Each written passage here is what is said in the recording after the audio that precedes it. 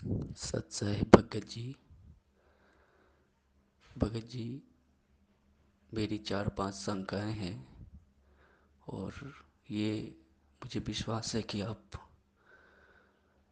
इसका सॉल्व कर देंगे। और मुझे 5 महीने नाम लिए हुए हैं, होने वाले हैं, और मैं किसी ज्ञान के आधार नहीं बनाया। मैं सिर्फ अपने दुख निवारण करने के लिए ही मैं टीवी पे सत्संग थोड़ी बहुत किसी और गुरु के दिखता था, उसी में संत रामपाल जी महाराज जी के सत्संग आता था, तो उसमें सत्संग तो समझ में नहीं आता था, लेकिन जो इंटरव्यू है जो भगत जी ने बताते थे, उससे मुझे लगा कि मेरी दुख दूर हो जाएगी। और मैं किसी ज्ञान का आधार नहीं बनाया और मैं गया मुंडका आश्रम। मैं दिल्ली से बोल रहा हूँ, मैं मुंडका में गया, नाम लिया। और जब मैंने शंका समाधान का वीडियो देखा तो मुझे पैरों से ज़मीन खसक गई। मुझे समझ में नहीं आई कि मैं क्या करूं, मैं कहाँ फंस गया। बंदी छोड़ सतगुरु रामपाल जी महाराज जी की जय हो। सत्साई भगत जी, बड़े भैया, दुखी होने की कोई जरूरत नहीं है। जो सच्चाई आपको आज पता चली है वो सच्चाई परमपिता परमेश्वर सतगुरु रामपाल जी महाराज जी के आशीर्वाद से हम सत्सेवक पिछले 5 वर्षों से संगत में बताने की कोशिश कर रहे हैं, और इसमें कोई बड़ी बात नहीं है। ज्यादातर भगत जितने भी परमात्मा से जुड़े हैं या वर्तमान में जो भी जुड़ रहे हैं सन 2014 बरवाला कांड के बाद, उनमें से 90% व्यक्ति केवल इंटरव्यू को देखकर जुड़े हैं, क्योंकि हर व्यक्ति दुखी था, परेशान था, कोई शरीर से, कोई आर्थिक रूप से या कोई किसी अन्य व्यापारिक तरीके से। तो हर व्यक्ति उन इंटरव्यू को देखकर ही जुड़ा है, और यही रीजन है कि ज्ञान को आधार ना बना पाने के कारण, यानी पहले अच्छी तरीके से ज्ञान से परिपूर्ण ना होने के कारण, जब व्यक्ति इस मार्ग से जुड़ता है तो उसके मन में तरह तरह की शंकाएं, भ्रांतियां और दोष ऑटोमेटिक उत्पन्न हो जाते हैं। परमात्मा ने अनेकों बार कहा है, इसीलिए गुरुदेव ने हर बार यही जोर दिया है कि नाम दीक्षा लेने से पहले हर तरीके से ज्ञान से परिपूर्ण हो जाओ। पहले अपने मन की सारी शंकाओं का निवारण कर लो, उसके बाद आराम से नाम लो। नाम दीक्षा लेने में कभी भी जल्दबाजी नहीं करनी चाहिए। लेकिन भगत जी, दूसरी बात यह भी सत्य है कि यह परमेश्वर का ज्ञान है, ये अमृत तुल्य है, और आत्मा इस अमृत ज्ञान के लिए युगों युगों से भटक रही थी। अब जैसे ये ज्ञान इस आत्मा को सुनने को मिला तो तुरंत ये फड़क उठी और नाम दीक्षा लेने के लिए आतुर हो जाती है।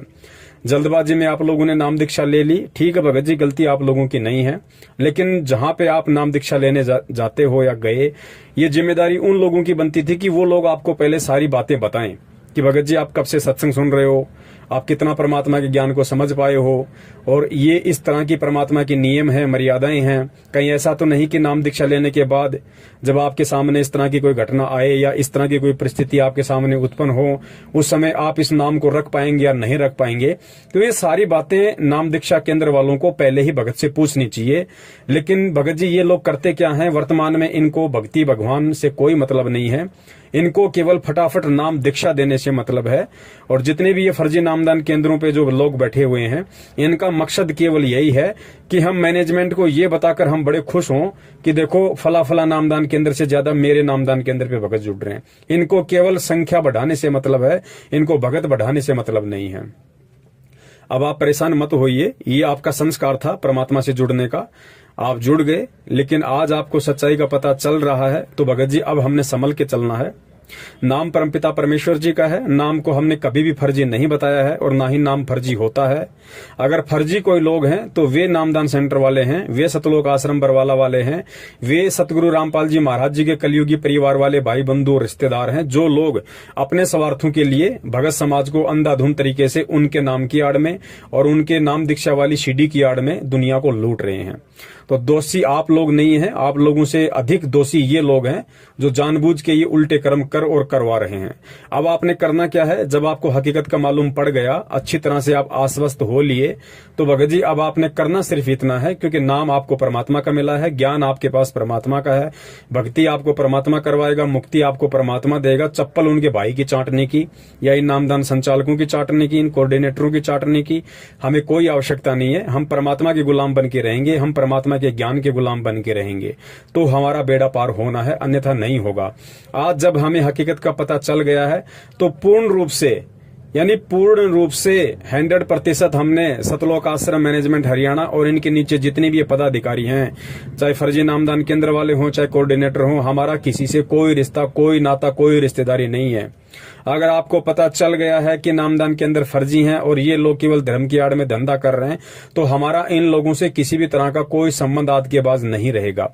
हम इनके नामदान केंद्रों पे ना ही जाएंगे, पैसा टका देने का तो सवाल ही उत्पन्न नहीं होता। अब हमें परमात्मा का नाम, ज्ञान, ध्यान, सुमरण सब कुछ मिला हुआ है। हमने केवल परमात्मा को परमात्मा मान के और हमने उनकी भक्ति करनी है। जो भी दुख, परेशानी, संकट आएगी, हम परमात्मा से ही प्रार्थना करेंगे, अपनी अंतरात्मा से, अपने हृदय से हम परमेश्वर जी से प्रार्थना करेंगे। मालिक अंतर्यामी होता है, सतगुरु अंतर्यामी है, वो सारी बातें जानता है, मन की, हृदय की, आत्मा की, सब जानता है परमात्मा।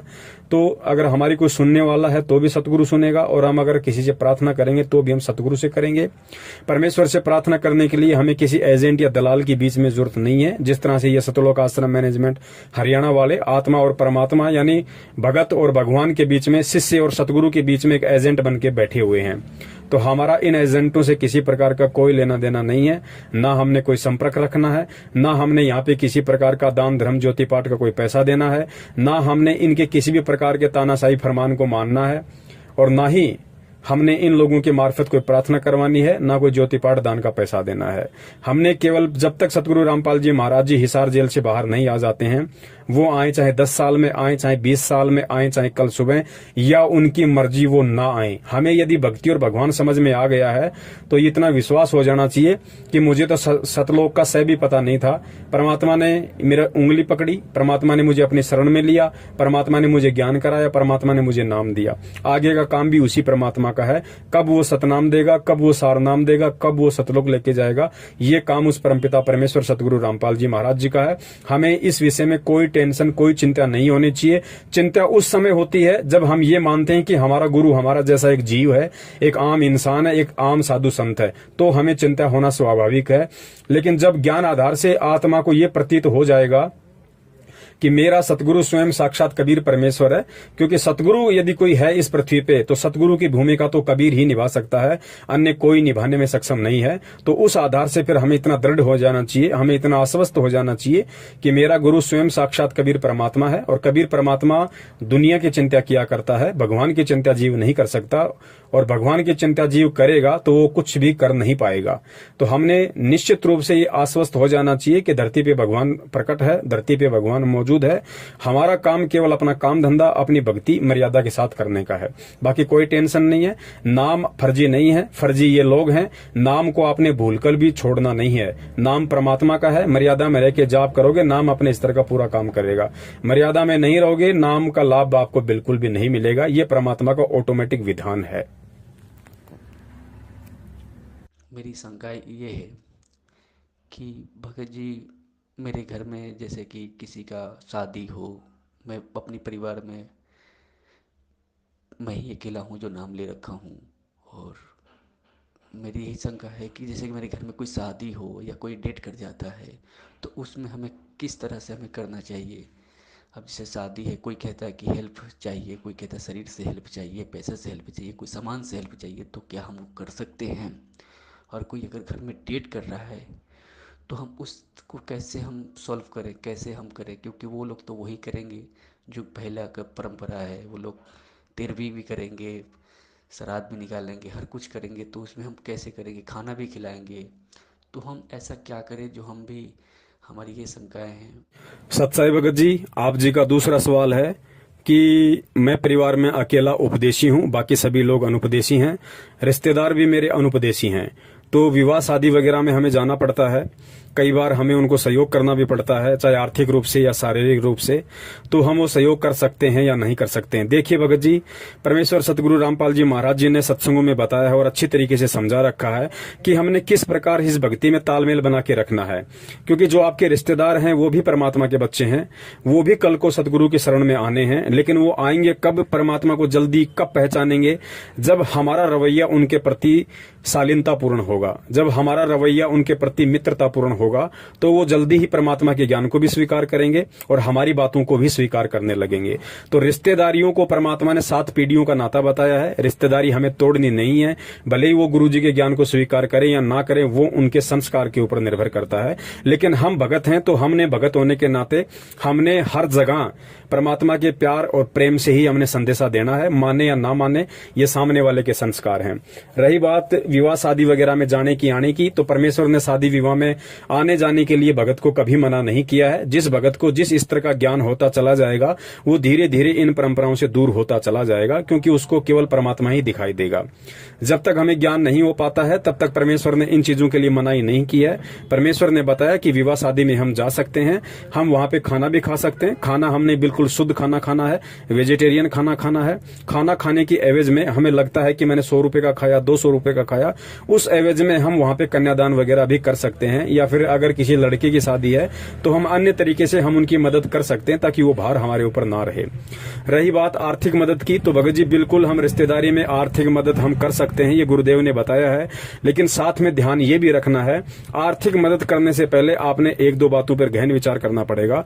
गुरुदेव ने बताया कि या तो आप किसी की आर्थिक मदद करना मत, और यदि आप किसी की 100, 50 लाख, 2 लाख, 10 लाख, जितने की भी आप उनकी आर्थिक मदद करते हो, तो वो पैसा देने से पहले आपको ये सुनिश्चित हो जाना चाहिए कि यदि कल को इस व्यक्ति ने मुझे पैसा वापस नहीं लौटाया, या ये व्यक्ति मुझे मना कर देता है, तो उस समय मुझे इस व्यक्ति से लड़ाई झगड़ा बिल्कुल भी नहीं करना है, कोई भी मुकदमा और केस पांगड़ा नहीं करना है।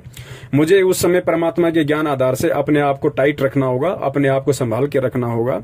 हम पैसा लेते समय यदि झगड़ा करेंगे, तो भगत जी हम भी टेंशन में, वो भी टेंशन में, ना हमारी भक्ति हो पाएगी, ना वो हमारे से खुश हो पाएगा, और वो व्यक्ति फिर परमात्मा के ज्ञान को स्वीकार नहीं कर पाएगा, क्योंकि उसे लगेगा कि ये संत रामपाल जी महाराज जी का चेला है, इसलिए इस तरह की हरकतें कर रहा है। तो पैसा दो, अवश्य दो, सहायता करो, लेन देन से यहाँ काम चलता है, उधार रूप में कोई दिक्कत नहीं है। लेकिन गुरुदेव ने बताया कि उधार देने से पहले अपने आप को टाइट रखना। भाई पैसे लेते समय किसी प्रकार का कोई मनमुटाव या झगड़ा नहीं होना चाहिए।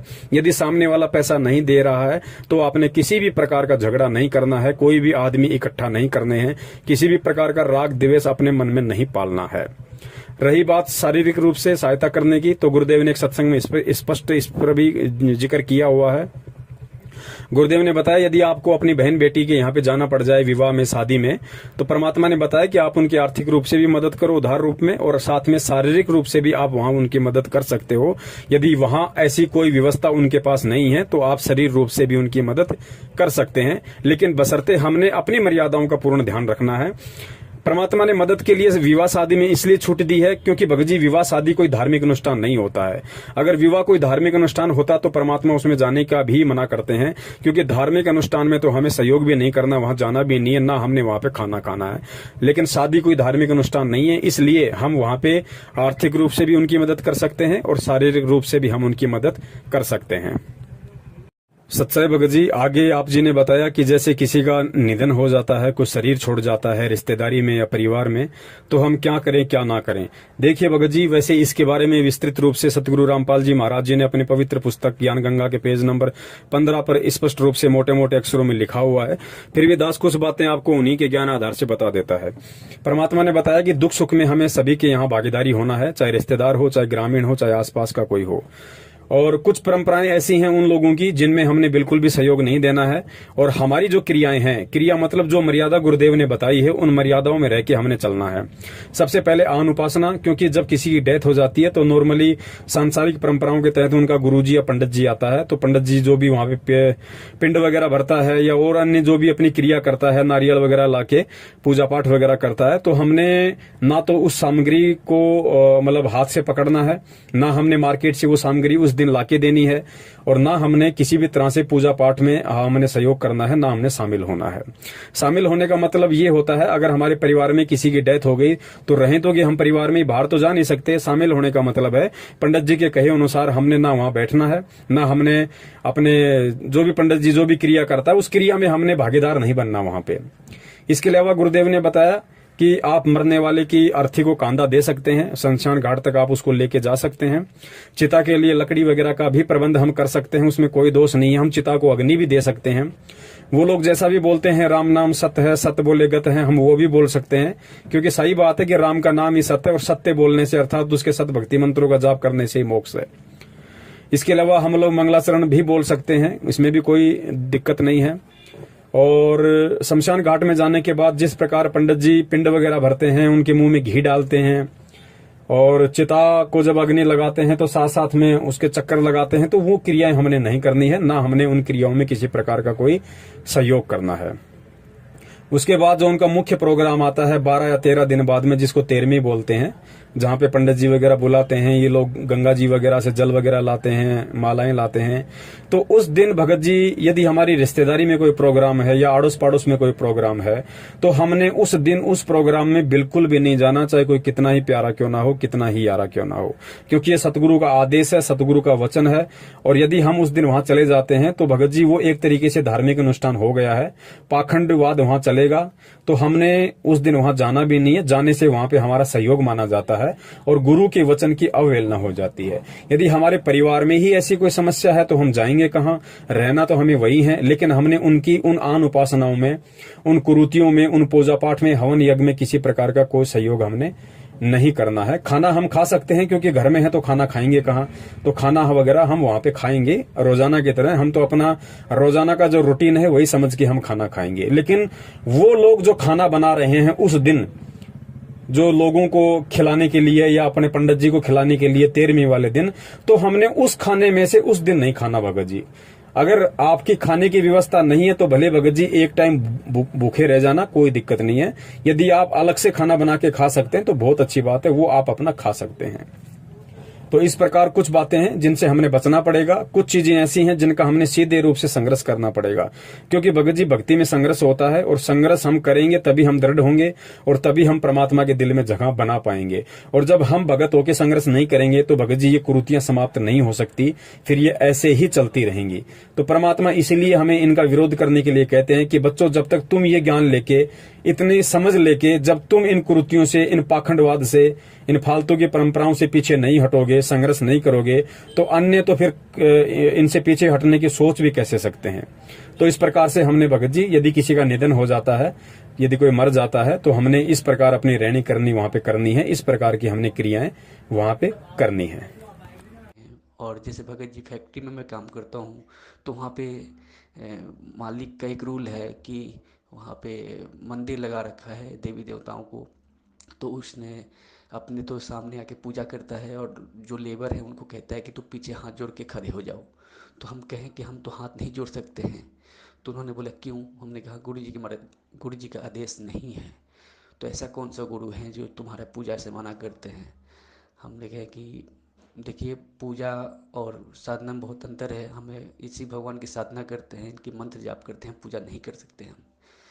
तो बहुत कोशिश किए, तो उन्होंने कहा कि कोई बात नहीं, पूजा नहीं कर सकते, दूर खड़े हो जाओ। तो वहाँ पे खड़े हैं, तो कोई मुझे दोस्त तो नहीं है। और एक शंका ये है कि जैसे आज 2-4 दिन में दिवाली आने वाली है, तो उसमें मालिक कुछ पैसे भी देंगे, कुछ सामान भी देंगे, मिठाइयाँ भी देंगे, तो क्या वो ले सकते हैं? सत्साई भगत जी, आगे आप जी कह रहे हैं कि मैं जिस फैक्ट्री में काम करता हूं वहां का मालिक वहां पे कुछ पूजा पाठ करता है। पूजा पाठ वो स्वयं करता है, लेकिन पूरी लेबर को पीछे हाथ जोड़ के खड़े होने के लिए बोलता है। भगत जी देखिए, इसमें किसी प्रकार का कोई दोष नहीं है। सबसे पहले हमें इस ज्ञान को समझना पड़ेगा। भगत जी, हम उनकी कोई पूजा नहीं कर रहे हैं। पूजा वो फैक्ट्री मालिक कर रहा है, पूजा अन्य व्यक्ति कर सकते हैं, लेकिन हमें ज्ञान है, इसलिए हम इनकी पूजा नहीं कर सकते। हम केवल इनकी साधना कर सकते हैं, और साधना भी हमें वही करनी है जो सतगुरुदेव जी ने शास्त्र अनुकूल तरीके से हमें बताई है। यदि ऐसी कोई परिस्थिति है, आप फैक्ट्री में काम करते हैं, तो भगत जी ऐसी कोई दिक्कत नहीं है, पीछे हाथ जोड़ के हम खड़े हो सकते हैं। ब्रह्मा विष्णु महेश जी, माता जी या देवी देवताओं के आगे हाथ जोड़ने से कोई दोष नहीं है किसी प्रकार का, क्योंकि पवित्र गीता जी में सतगुरु रामपाल जी महाराज जी ने पढ़ाया है कि देवी देवताओं को नमस्कार किया जाता है और तत्वदर्शी संत को दंडवत प्रणाम किया जाता है। यदि हमसे देवी देवताओं को दंडवत प्रणाम करने के लिए कहा जाए तो हमने बिल्कुल नहीं करना है, लेकिन हाथ जोड़ के यदि नमस्कार करने के लिए कहा जाए तो हम सहर्ष कर सकते हैं, इसमें कोई दोष नहीं है, क्योंकि गीता जी परमात्मा का विधान है और परमात्मा कह रहे हैं कि देवी देवताओं को नमस्कार किया जाता है। तो नमस्कार करने में, हाथ जोड़ के खड़ा होने में ब्रह्मा विष्णु महेश के आगे कोई दिक्कत नहीं है। और वैसे भी कॉमन सेंस की बात है, जब हम सुबह सुबह या फिर जब भी दिन में हम मंत्र कार्ड लेके जब हम प्रथम मंत्र का जाप करते हैं तो भगत जी वही ब्रह्मा विष्णु महेश देवी और गणेश जी होते हैं। हम उनके आगे हाथ जोड़ के बैठते हैं और प्रथम मंत्र का जाप करते हैं। हाथ जोड़ने का मतलब है उनका सम्मान करना, उनका आदर करना। हाथ जोड़ना कोई पूजा में नहीं आता है। और वैसे भी भगत जी इस लोक की हमें जितनी भी सांसारिक सुख सुविधाएं प्राप्त हो रही हैं वो परमात्मा एक सिस्टम के तहत यानी ब्रह्मा विष्णु महेश जी के माध्यम से ही हमारे तक पहुंचवा रहा है। मान लीजिए आपके घर पे आपके फूफा जी, आपके जीजा जी आ रहे हैं, तो भगत जी क्या आप उनको हाथ जोड़ के नमस्कार नहीं करते? करते हैं ना। तो भगत जी एक बात बताइए, जब हम यहाँ एक 2 कौड़ी के जीव जो रिश्ते में हमारा फूफा या जीजा या मौसा है, जब वो हमारे घर आता है तो हम उनको झुक के नमन करते हैं, हाथ जोड़ के नमस्कार करते हैं। तो ब्रह्मा विष्णु महेश भगत जी क्या उनसे छोटे हैं?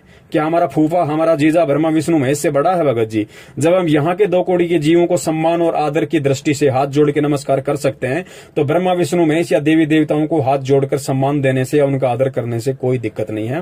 आप जी चाहें तो उस समय पीछे खड़े होके हाथ जोड़ के खड़े हो जाएं, कोई दिक्कत नहीं है। हाथ जोड़ के आप जी अपना प्रथम मंत्र चालू कर दें, सतगुरु का नाम लेके। सतनाम मिला है तो आप जी अपना सतनाम का मंत्र जाप कर दें, क्योंकि परमेश्वर भगत जी अंदर के भाव देखता है, बाहर की क्रिया नहीं देखता है। ठीक है, तो इसमें किसी प्रकार का कोई दोष नहीं है। और मकान मालिक या फैक्ट्री मालिक यदि आपको कहता है कि आप कहीं भी जाके बैठ जाइए, आप खड़े हो जाइए, तो इसमें कोई दोष नहीं है। आप जी साइड में जाके भी खड़े हो सकते हैं। आप लेबर के साथ उसी लाइन में खड़े होके भी आप जी 5 मिनट का समय वहां पे अपने मंत्र जाप कीजिए। आपके समय का सदुपयोग होगा, आपको किसी प्रकार का उसमें कोई दोष नहीं है। सत्साई भगत जी, इसके बाद आप जी ने बताया कि फैक्ट्री मालिक, क्योंकि अब दीपावली आ रही है, होली आती है, मकर संक्रांति आती है, यानी कोई भी त्योहार आता है तो फैक्ट्री मालिक हमें मिठाई, पैसा या कुछ कपड़े वगैरह देता है, तो हम ले सकते हैं या नहीं ले सकते? देखिए भगत जी, हम फैक्ट्री मालिक के यहाँ पे काम करते हैं, हम वहाँ पे मजदूरी करते हैं और फैक्ट्री मालिक का ये हक बनता है कि वो हमें हमारी मेहनत का हर्जाना दे। भगत जी हम किसी और से ना मिठाई ले रहे, ना हम कोई कपड़ा ले रहे, ना हमको पैसा ले रहे। और फैक्ट्री मालिक यदि हमें दीपावली के दिन यदि मिठाई का डब्बा देता है, हमें कुछ पैसे देता है और हमें कुछ कपड़े देता है, तो भगत जी वो इसीलिए दे रहा है कि हमारी वजह से उसकी फैक्ट्री का काम अच्छा चल रहा है, यानी उसको 2 पैसे बच रहे हैं हमारी वजह से, हमारी मेहनत की वजह से, तो ही वो हमें ये सब चीजें दे रहा है। तो ये सब चीजें लेने में किसी प्रकार का कोई दोष नहीं है। हम उन जगहों से वो चीजें नहीं ले सकते जिन जगहों पे हम ना कोई काम करते हैं, ना हमारा उन लोगों से कोई रिश्ता नाता है। लेकिन फैक्ट्री मालिक को भगत जी हम मेहनत करके, रातों को जाग जाग के, जैसा भी हमारी ड्यूटी का समय आता है हम वहां पे मेहनत करते हैं, तो हमारी मेहनत की वजह से ही वो फैक्ट्री मालिक आगे बढ़ रहा है, उसका काम धंधा आगे बढ़ रहा है। तो वो अगर हमें उस एवज में यदि कुछ मिठाई, पैसे या फिर कुछ कपड़े वगैरह यदि त्योहार पे देना चाहता है तो भगत जी उसको लेने में कोई दिक्कत नहीं। और कॉमन सेंस की बात है भगत जी, अगर त्योहार के दिन, दीपावली के दिन यदि वो फैक्ट्री मालिक आपको यदि सुपरवाइजर से मैनेजर बनाना चाहे, यदि आपका प्रमोशन करना चाहे कि भाई दीपावली के दिन आप सुपरवाइजर हो, आपकी तनख्वाह 15,000 है और दीपावली के दिन मैं आपको मैनेजर बना रहा हूं, आपकी तनख्वाह 50,000 हो जाएगी, तो क्या आप मना करोगे? नहीं करोगे ना। दिवाली के दिन यदि आपको कोई फैक्ट्री मालिक बोनस देगा, आप मना कर दोगे? नहीं करोगे ना। क्यों? क्योंकि यदि वो आपको बोनस दे रहा है, आपको प्रमोशन दे रहा है, आपको मिठाई, कपड़े या कुछ भी दे रहा है, तो भगत जी वो इसलिए दे रहा है क्योंकि आप उसको कमा के दे रहे हो।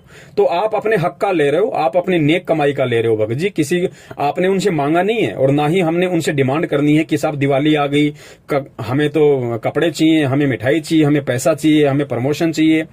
हमने कुछ नहीं मांगना भगत जी, ना हमने प्रमोशन मांगना, ना हमने बोनस मांगना, ना हमने मिठाई मांगना, ना हमने पैसा मांगना, ना कपड़े लत्ता मांगना। और सामने वाला जिसके जहां पे हम काम करते हैं, सामने वाला यदि खुश होकर हमें 5,000 देता है, 10,000 देता है, 1 किलो मिठाई देता है, 5 किलो मिठाई देता है, तो उसको लेने में किसी प्रकार का कोई हर्ज नहीं है, क्योंकि हम वहां पे काम कर रहे हैं और वो जो हमें दे रहा है वो हमें हमारा मेहनताना दे रहा है।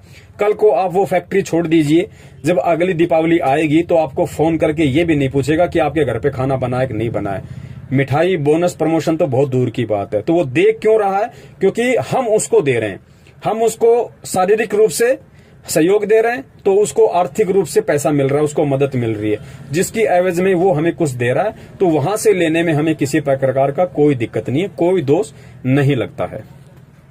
भगत जी, यही शंकाएं हैं। और एक शंका और है कि जैसे घर परिवार में हमारी प्रथम नाम में ले रखा हूँ और कोई परिवार में ले नहीं रखा है, तो मेरे घर में जहाँ पे जोत लगा रखा हूँ, दरबार लगा रखा हूँ, और मैं किराए पे रहता हूँ, तो मेरे परिवार में सब कोई पीने खाने वाले हैं, मांस मछली खाने वाले हैं, पीने खाने वाले हैं। तो वहाँ पे मैं मना करता हूँ उनको कि आप लोग ऐसा मत करो, बिल्कुल मत करो। मैं बहुत मना करता हूँ, लेकिन मैं प्यार से ही मना करता हूँ, लेकिन वो लोग नहीं मानते हैं। और फिर जाके वो लोग अपना पीते खाते हैं, उसी घर में रहते हैं। अब किराए पे हैं, अब हमको उतना पैसा की बचत भी नहीं है कि हम अपना रूम कहीं अलग ले लें या 2 कमरे ले लें जिसमें गुरु जी के दरबार अलग रखें और भाई लोग अपना अलग रहें। तो ऐसा भी हमारे बचत नहीं है, तो उसमें तो कोई दोष नहीं है। और जैसे कि सिस्टर का शादी होने वाला है, तो उसमें जैसे कि पहले परंपरा तो यही है कि दहेज लेके ही शादी करते हैं लोग, लेकिन हम तो गुरु जी के शरण में हैं, तो हम तो नहीं दहेज ले सकते हैं, नहीं दे सकते हैं। तो वो लोग अगर ये मांगते हैं तो हम किस तरह से शादी करेंगे? सत्साई भगत जी, इसके अलावा आप जी कह रहे हैं कि घर में सभी अनुपदेशी हैं और हमारे घर में मांस मिट्टी वगैरह भी खाते हैं, बाहर से लोग लेके आते हैं, भाई है बहन है, घर पे खाते हैं। तो मैं किराए पे रहता हूँ, एक ही मकान है। अब मैं कैसे एडजस्टमेंट करूं, मैं कैसे रहूं, कैसे संतुलन बना के बैठूं?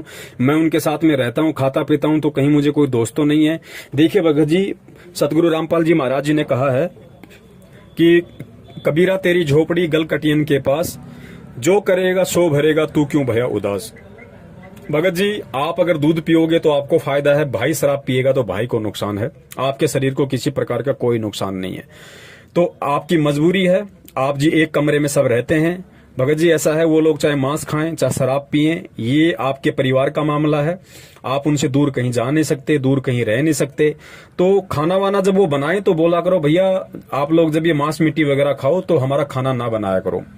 आप लोग जिस दिन साधारण तरीके से रहो, उस दिन हमारा हाथ पैर वगैरह धो के शुद्ध तरीके से हमारा खाना बना दो, हम खाना खाएंगे, उसमें कोई दिक्कत नहीं है। कहने का मतलब है, जिस दिन आपका भाई शराब पी के आता है या मांस मिट्टी खा के आता है, उस दिन हमने उस भाई के हाथ से ना तो खाना खाना है, ना ही हमने उस बहन के हाथ का बना हुआ खाना खाना है जिस दिन वो बहन मांस मिट्टी खाती है। बाकी दिन भगत जी हमारे परिवार का मामला है, जाएंगे कहां, वहीं हमें खाना पड़ेगा। दूसरी बात, आप अपना आरती मंत्र सुमरण करोगे, उसमें भगत जी किसी प्रकार का कोई दोष नहीं है। खाना जब आप खाओ तो भगत जी परमात्मा ने अन्नदेव की आरती बता रखी है, खाना खाने से पहले और खाना खाने के बाद की दोनों आरती हमें करनी है। ये दोनों आरतियां तो हमें रोजाना करनी है, सतगुरु का आदेश है कि खाना खाने के बाद अन्नदेव की आरती अवश्य करनी चाहिए, चाहे मन ही मन में कर दो चाहे बोल के कर दो। मालिक का दरबार यदि आप घर में लगा पाते हैं तो बहुत अच्छी बात है, यदि परमात्मा का दरबार आप घर में नहीं लगा पाते हैं तो भगत जी उसमें भी कोई दिक्कत नहीं है। आप अपने हृदय रूपी गुफा में अपने परमात्मा को बैठाइए, अपने हृदय में परमात्मा की फोटो लगाइए, अपने मन मंदिर में परमात्मा की ज्योत जलाइए। भगत जी, परमात्मा मजबूरी देख रहा है, वो अंतर्यामी है, वो सब जानता है कि ये भगत जानबूझ के टालमटोल कर रहा है या वास्तव में इसको मजबूरी है, जिस वजह से ये ज्योत बत्ती वगैरह या दरबार नहीं लगा पा रहा है। दरबार यदि आप लगा भी पाते हैं तो भी उसमें कोई दोष नहीं है, चाहे आपके घर में मांस मिट्टी खाने वाले हों, कोई दिक्कत नहीं है, क्योंकि भगत जी ये परिवार का मामला है। हाँ, गुरुदेव ने कहा है, यदि आपका पूरा परिवार उपदेशी है, बाहर से यदि कोई व्यक्ति ऐसा मांस मिट्टी खाने वाला आता है तो उसको उस जगह नहीं जाने देना जहां पे परमात्मा का दरबार है। अब घर में सारे लोग हैं तो घर से निकल के आप जाओगे कहां? अगर आप बना सकते हो छोटा मोटा परमात्मा का दरबार तो कोई दिक्कत नहीं है, परमात्मा देख रहा है कि भाई क्या है और क्या नहीं है। अगर परिवार में दरबार लगेगा, परमात्मा की फोटो के दर्शन वो अनुपदेशी लोग भी करेंगे तो भगत जी परमात्मा की फोटो देखने मात्र से भी उनके संस्कार बनते हैं।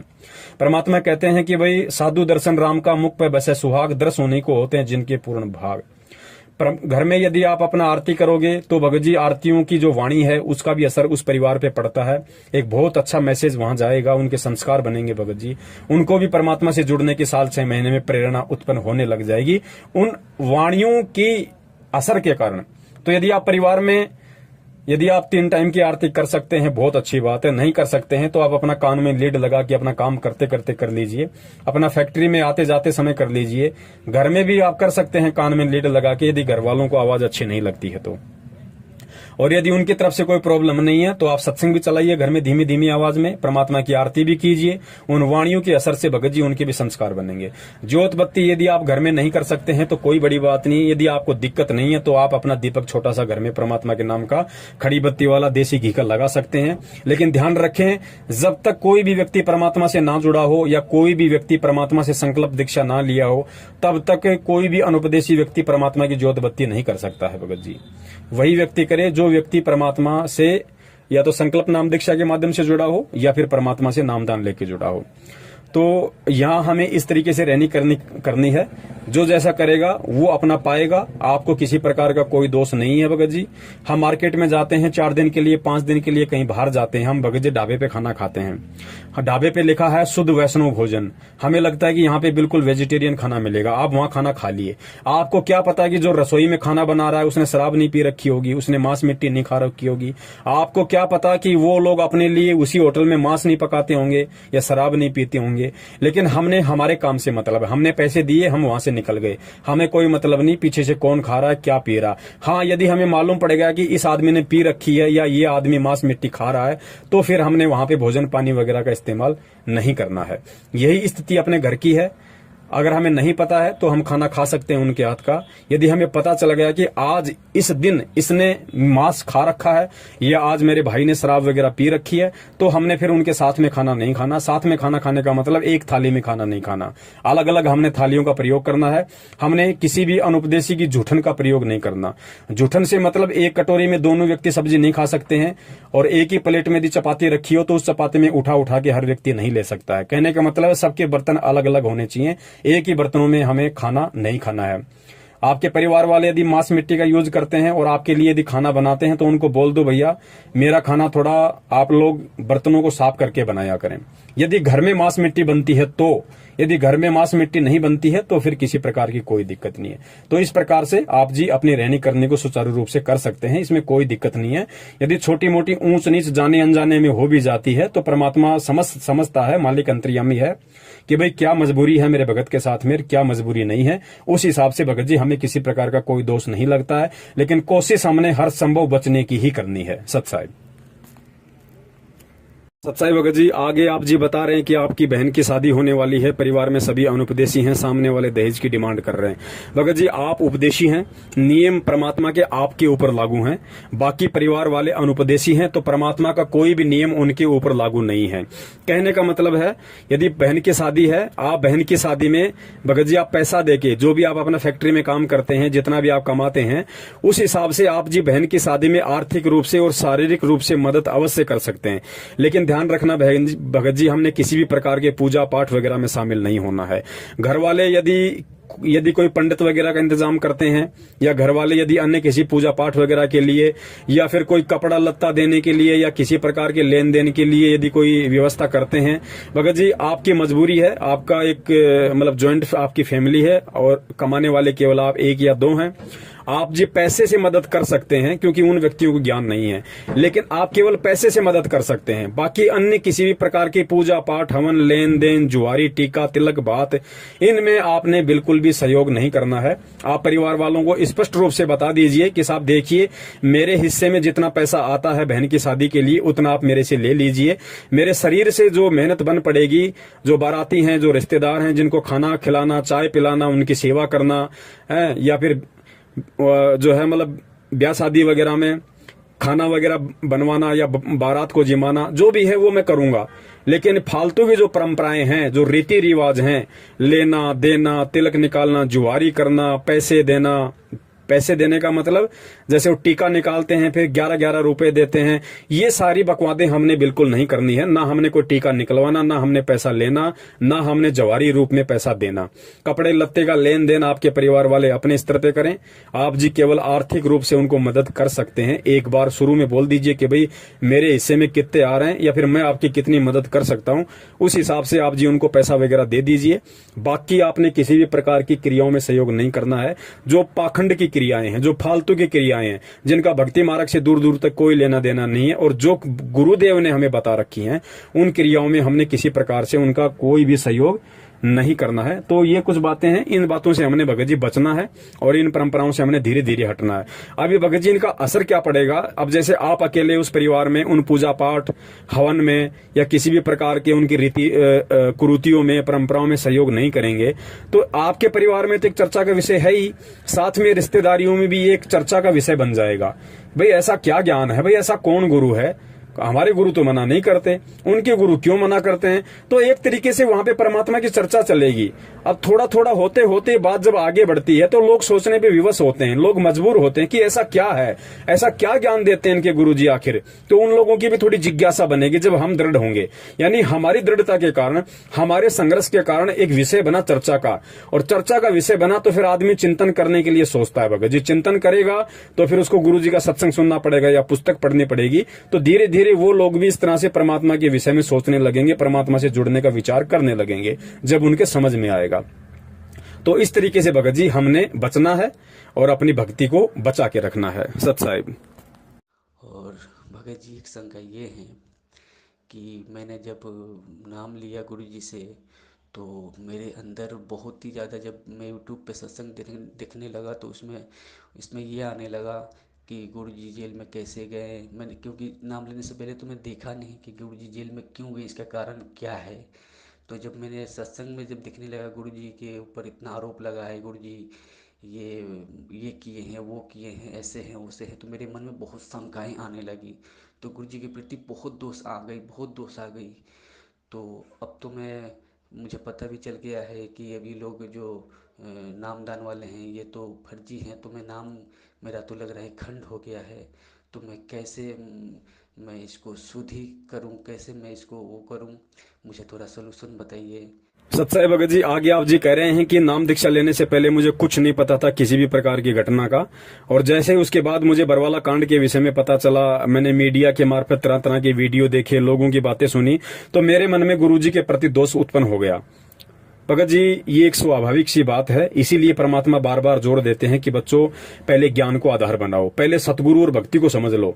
जिस व्यक्ति ने अपने सतगुरु को समझ लिया, उस व्यक्ति को चाहे दुनिया कितना ही उसके ऊपर गंदगी डाल दे, चाहे कितनी गंदगी उसके गुरु के ऊपर डाल दे, वो व्यक्ति जिंदगी में डगमग होने की तो बात तो छोड़िए, अपने सतगुरु के प्रति मन में 1% शंका भी पैदा नहीं कर सकता है, जो ज्ञान समझ के, ज्ञान पे दृढ़ होके जो भक्ति से जुड़ता है। फिर भी भगत जी चलिए कोई बात नहीं, ये कलयुग है और जल्दबाजी में आप जी जुड़ गए, बहुत सारी आत्माएं जुड़ी हैं मीठे मीठे इंटरव्यू देख के, और अब आप कह रहे हैं कि मेरे मन में इस तरह से दोष उत्पन्न हो गए थे। भगत जी कोई बात नहीं, परमात्मा कहते हैं कि हमको इस काल भगवान ने कितनी गंदगी में लपेट रखा है, और जब छोटा बच्चा बार बार लैट्रिन करता है, सारे कपड़े खराब कर लेता है, खुद भी खराब हो जाता है, तो माँ उससे नाराज नहीं होती। माँ फिर से उसको नहलाती है, उसको धुलाती है, नए कपड़े पहनाती है। 5 मिनट बाद बच्चा फिर से लैट्रिन कर देता है, फिर से बाथरूम कर देता है, वो माँ उसको मारती नहीं, फिर से उसको नहलाती है, फिर से उसको साफ करती है। माँ को पता है कि नादान है, धीरे धीरे समझदार होगा तो सारी चीजें समझने लग जाएगा।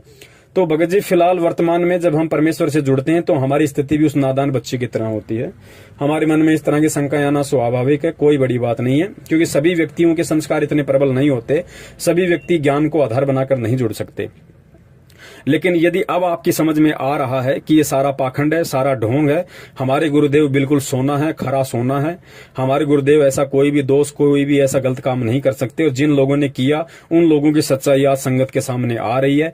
तो भगत जी हम परमपिता परमेश्वर जी से दंडवत करके अपने मन में आई हुई उन भ्रांतियों के लिए समायाचना करें कि हे मालिक, मैं नादान प्राणी हूं, 2 कौड़ी का जीव हूं, परमात्मा मेरी क्या औकात है मालिक। अब धीरे धीरे आपका ज्ञान समझ में आ रहा है तो आत्मा को दृढ़ता मिलती जा रही है। परमात्मा मेरे मन में जो भी दोष या विकार उत्पन्न हुए आपके प्रति या भक्ति के प्रति, परमेश्वर उनको क्षमा करने की दया करें, और मालिक मुझदास को हिम्मत दें, मुझदास को ज्ञान आधार से इतना परिपूर्ण करें, मुझदास का ज्ञान योग खोलें परमेश्वर, ताकि मैं इस भक्ति पे दृढ़ होकर अटल होकर चलूं। तो मन में कोई दोष नहीं लेके आना है, और यदि ऐसा कोई दोष आ जाता है तो भगत जी हमें परमात्मा से ही समायाचना करनी है। परमेश्वर ही माफ करने वाला है और परमेश्वर ही सद्बुद्धि देके हमें उन चीजों से बाहर निकालने वाला है। तो ऐसी कोई बड़ी बात नहीं भगत जी, इस तरह के दोष आ सकते हैं क्योंकि मीडिया बहुत ज्यादा मिर्च मसाला लगा के पेश करती है, और जो जगत वाले गुरुजी से ईर्ष्या रखते हैं वो भी बहुत नमक लूण मिला के और इन बातों को आगे बढ़ा चढ़ा के पेश करते हैं तो शंकाएं हो जाती हैं। लेकिन ध्यान रखना, हमने भक्ति नहीं छोड़नी है, भगवान से अविश्वास नहीं करना है, क्योंकि ये परमात्मा है। बड़ी मुश्किल से हाथ लगा है भगत जी, अब की बार हमने धोखा नहीं खाना है। सत साहिब। और भगत जी एक बात यह है कि मेरी शादी नहीं हुआ है और कभी कभार मुझसे हस्त मिथुन हो जाती है और गंदी गंदी विचारें आती हैं, इससे मुझे हस्त मिथुन हो जाती है। भगत जी यही मेरा सबसे बड़ी एक मतलब कि एक गंदी आदत की तरह है ये। मैं क्या करूं, मुझे इस मैं तो समझ रहा हूँ कि इससे भगवान की कहीं मर्यादा खंड होती होंगी, तो मुझे बहुत ये डर है अंदर। तो भगत जी आप थोड़ी सी इसकी सलूशन मुझे बताएं। और मैं फ़ोन करता था तो आप नहीं उठाते हैं, क्योंकि मैं भी समझता हूँ कि आप भी कितना फ़ोन उठाइएगा, लाखों आदमी हैं, लाखों आदमी के मन में शंकाएं हैं, तो ऐसे ही मेरा सलूशन मेरा हो पाएगा। सत साहिब जी। बंदी छोड़ सतगुरु रामपाल जी महाराज जी की जय हो। सत साहिब भगत जी, आगे आप जी कह रहे हैं अपनी पर्सनल प्रॉब्लम के विषय में। भगत जी देखिए, दास यदि चाहता तो आपकी इस पर्सनल प्रॉब्लम को आपको पर्सनल तरीके से भी शेयर कर सकता था, लेकिन दास को परमात्मा ने जो प्रेरणा की, क्योंकि भगत जी ये जो मजबूरी है या ये जो आदत है, जो डेड हैबिट है, ये केवल आपकी अकेले की नहीं है। सतगुरु रामपाल जी महाराज जी से नाम दीक्षा लेने के बाद में हजारों की तादाद में ऐसे हमारे भगत भाई हैं जो अभी शरीर से युवा हैं, जिनकी शादियां नहीं हुई हैं, वो ज्ञान को अभी इतना नहीं समझ पाए हैं और इस तरह की गंदी आदत हो सकता है उनके अंदर भी हो। तो परमात्मा ने प्रेरणा की, इसलिए दास सार्वजनिक रूप से ये बात यहाँ पे बताने जा रहा है। और भक्त जी ये भक्ति मार्ग है, यहाँ पे कोई शर्मा शर्मी का कोई काम भी नहीं है, क्योंकि परमेश्वर ने अंड पिंड ब्रह्मांड सारा ज्ञान अपने बच्चों को दे रखा है। देखिए भगत जी, हस्त मैथुन की जो आदत है या फिर रात्रि में जो आपको सौपन दोष वगैरह आ जाता है, देखिए भगत जी इसके एक दो कारण है। पहला कारण तो ये कि भगत जी हम अच्छी तरीके से परमात्मा के ज्ञान पे दृढ़ नहीं हो पाते हैं, हम परमात्मा को परमात्मा नहीं मान पाते हैं, जिस कारण से हमारे मन में किसी भी बहन बेटी के प्रति, किसी भी युवा या सुंदर लड़की के प्रति इस तरह की भावनाएं जब हमारे अंदर आ जाती हैं, तो जाहिर सी बात है भगत जी हमारे को रात्रि में फिर उसी तरह के विचार अनुकूल फिर हमारे को जो है सौपन आते हैं और सौपन में फिर सौपन दोष हो जाता है। एक जाहिर सी बात है। तो हमें कोशिश करनी है परमात्मा के ज्ञान आधार से, और परमेश्वर ने बार बार हमें जो पाठ पढ़ाया है हमें उसका अनुसरण करना है कि भाई इस भक्ति मार्ग में आने के बाद परमात्मा कहते हैं कि पर नारी को देखिए बहन बेटी के भाव, कहे कबीर काम नाश का यही सहज उपाय। जब तक हम दूसरे की बहन बेटियों को अपनी बहन बेटी की तरफ से नहीं देखेंगे, और दास तो ये निवेदन करता है भगत जी, हमने केवल अपनी बहन बेटी की नजर से ही नहीं देखना, क्योंकि इस दुनिया में ऐसे ऐसे दुष्ट लोग हैं जो अपनी बहन बेटियों के साथ भी इस तरह के कुकर्म कर डालते हैं। तो इससे थोड़ा और ऊपर उठकर हमने उन सभी बहन बेटियों को, हमने सतगुरु रामपाल जी महाराज जी की आत्माएं देखना है, रामपाल जी महाराज जी की बहन बेटियां देखना है। तो जाहिर सी बात है फिर इस तरह के दोष एक भगत के मन में नहीं आएंगे, और धीरे धीरे यदि आते भी हैं तो आना वो बंद हो जाएंगे, क्योंकि जब ज्ञान हो जाएगा कि हम सब आपस में असली, हम लोग रियल सिस्टर ब्रदर हैं। सतलोक में हम सभी भाई बहन थे, हम सब भाई बहन हैं। इस काल लोक में आके इसने किसी को किसी की बेटी बना दिया, किसी को पत्नी बना दिया, किसी को माँ बना दिया। बाकी रियल में हम सभी एक परमात्मा की आत्माएं हैं, ना हम पुरुष हैं ना हम स्त्री हैं, हम केवल आत्मा है और हम एक ही उस परमात्मा के संतान हैं। तो हमें जब इस चीज का ज्ञान आधार से ज्ञान होगा तो भगत जी इस तरह के दोष सौते हमारे मन में आना धीरे धीरे बंद हो जाएगा, और हमने कोशिश भी करनी पड़ेगी, थोड़ा संघर्ष भी करना पड़ेगा। देखो विचार आना भगत जी एक स्वाभाविक सी बात है।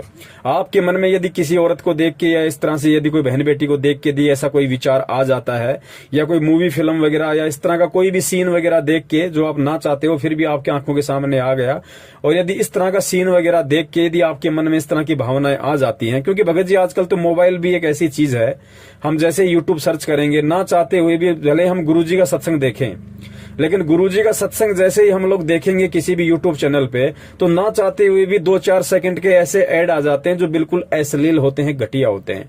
और मैं तो यहां तक कहूंगा कि कुछ लोगों ने संत रामपाल जी महाराज जी के सत्संगों को डाल डाल के अपने यूट्यूब चैनल पे, और यूट्यूब चैनल्स को उन्होंने मोनेटाइज करवा रखा है, यानी उन्होंने कमाई का जरिया करवा रखा है। कमाई का जरिया मतलब उन्होंने अपने चैनल को मोनेटाइज करवा रखा है, उनको पैसे मिलते हैं, पैसे की वजह से कंपनी उनके ऊपर ऐड लगाती है। अब भगत जी हम गुरुजी के सत्संग सुनने के लिए उस चैनल को ओपन करते हैं, सोचते हैं किसी भगत भाई का चैनल है, और जैसे ही हमने चैनल को ओपन किया तो भगत जी उस पर अर्धनग्न होकर लड़कियां डांस कर रही हैं, फिर अश्लील भाषा यूज करते हुए चुटकुले आ रहे हैं। तो मेरा उन सभी भाई बहनों से निवेदन है जो सतगुरु रामपाल जी महाराज जी के भगत हैं और जिन्होंने यूट्यूब पर अपने चैनल बनाकर गुरुजी के वीडियो सत्संग डाल रखे हैं, बहुत अच्छी बात है, लेकिन मैं प्रार्थना करूंगा कि आप गुरुजी के नाम से आप जो चैनल बनाते हैं या जिन चैनलों पर आप गुरुजी का सत्संग डालते हैं, मेरी प्रार्थना है आप उनको कमाई का जरिया ना बनाएं।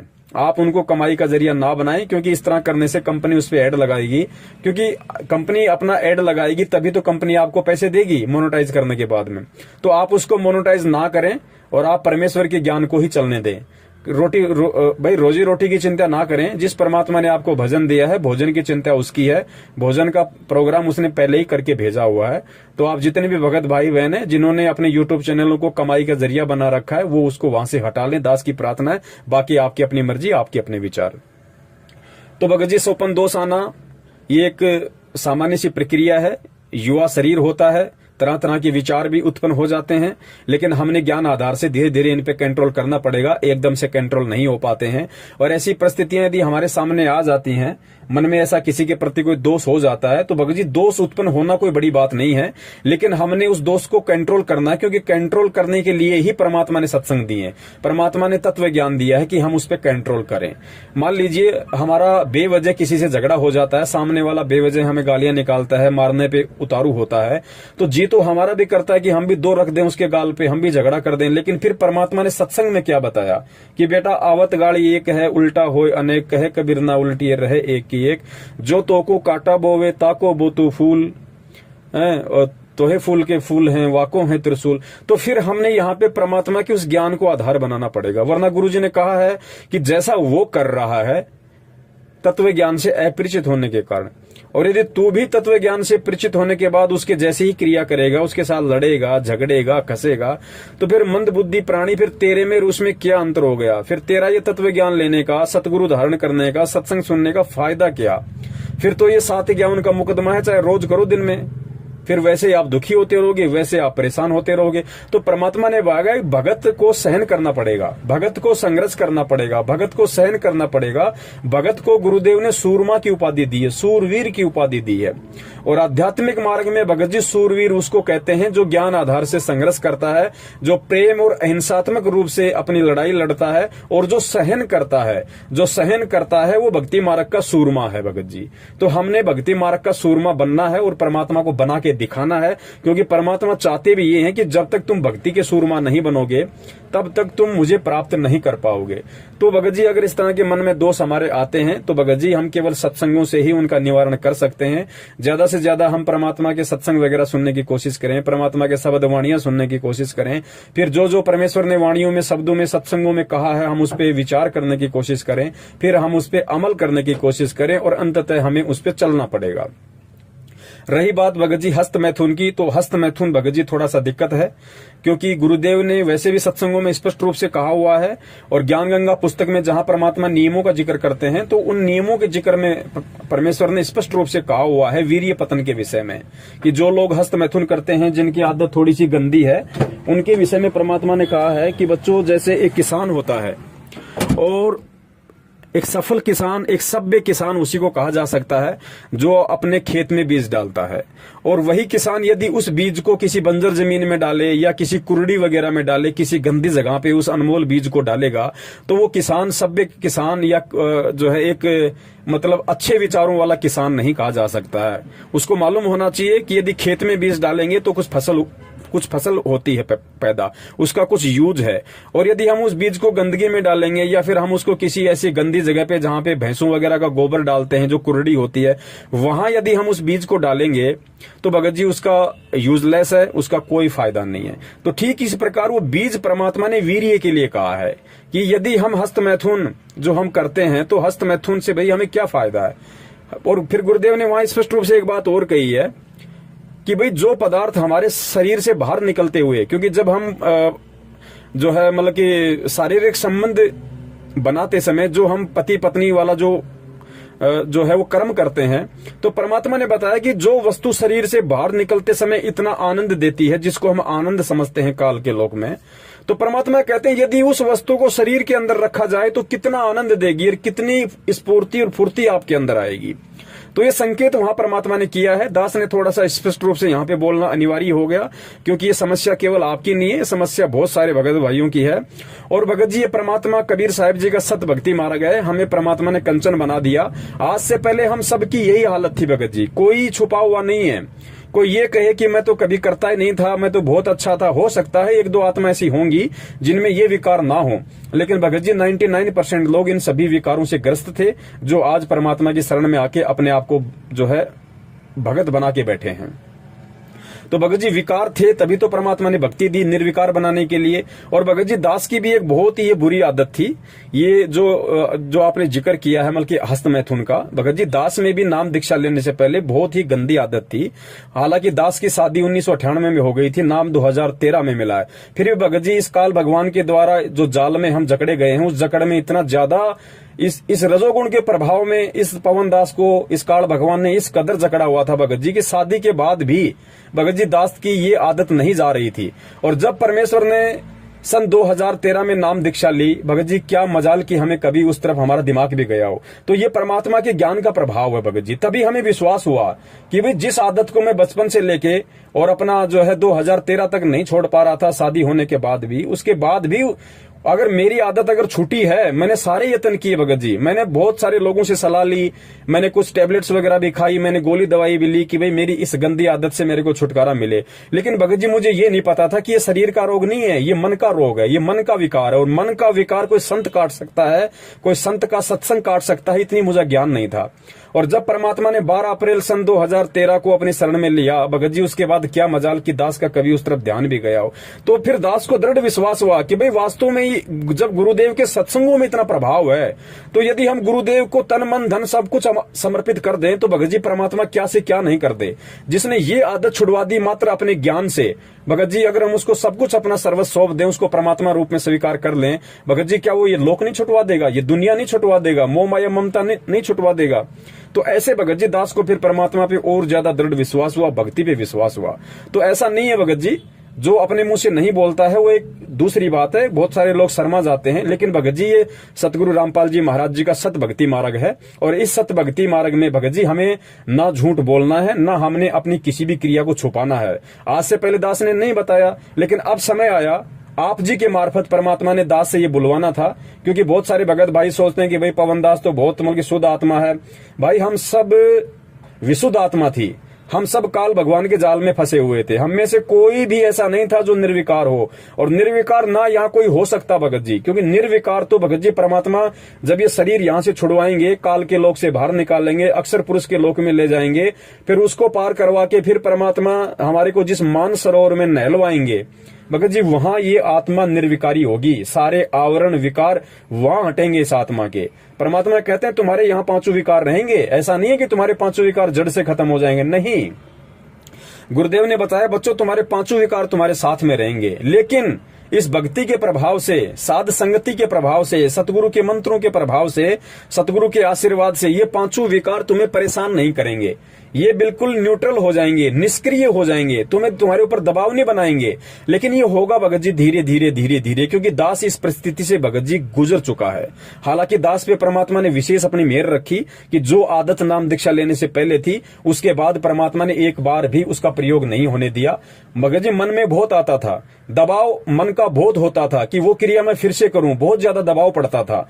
लेकिन भगत जी कहीं न कहीं उस परमात्मा ने दास को संभाल के रखा, क्योंकि मैं अपना सर्वस्व सतगुरुदेव को समर्पित कर चुका था कि परमात्मा, आज से पहले तो दास को ज्ञान नहीं था, लेकिन अब दास को ज्ञान हो गया। अब दास एडी से चोटी तक भगत जी, हे परमात्मा, दास आपको समर्पित है। परमात्मा आप वही करना जो मेरे हित में हो।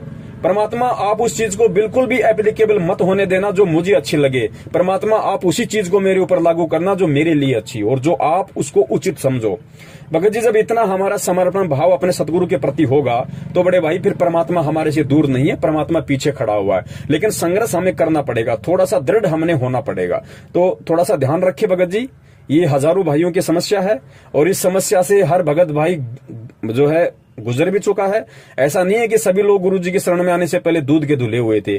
किसी में भगत जी रजोगुण का विकार था, किसी में तमोगुण का विकार था, किसी में सतोगुण का विकार था।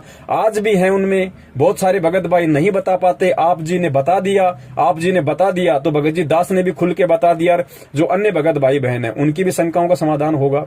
तो भगत जी हमने पीछे हटना पड़ेगा इन चीजों से। देखो, मन के दबाव में आके जीव नाम दीक्षा लेने के बाद भी गलतियां करता है। अगर नाम दीक्षा लेने के बाद में जीव गलतियां करता है तो जाहिर सी बात है उसके ऊपर मन का दबाव यानी काल का प्रेशर है। किसी पे कम होता है, किसी पे ज्यादा होता है। लेकिन हमने भगत जी थोड़ा सा संघर्ष करना सीखना पड़ेगा और संघर्ष हम तभी कर पाएंगे जब हम सत्संगों को ध्यान से सुनेंगे और परमात्मा से हम पल पल ये प्रार्थना करते रहेंगे उठते बैठते कि हे परमेश्वर संभाल के रखना।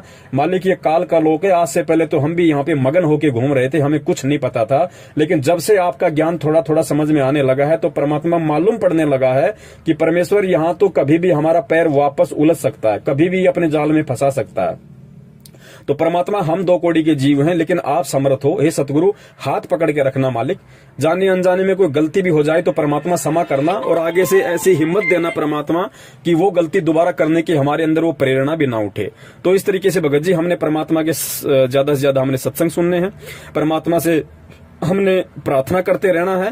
और जब हम परमात्मा के दिए गए मंत्र उनकी सत भक्ति को समय पे करते रहेंगे और अच्छे भक्तों की संगति में हम रहेंगे, क्योंकि देखो भगत जी साध संगति का बहुत ज्यादा फर्क पड़ता है।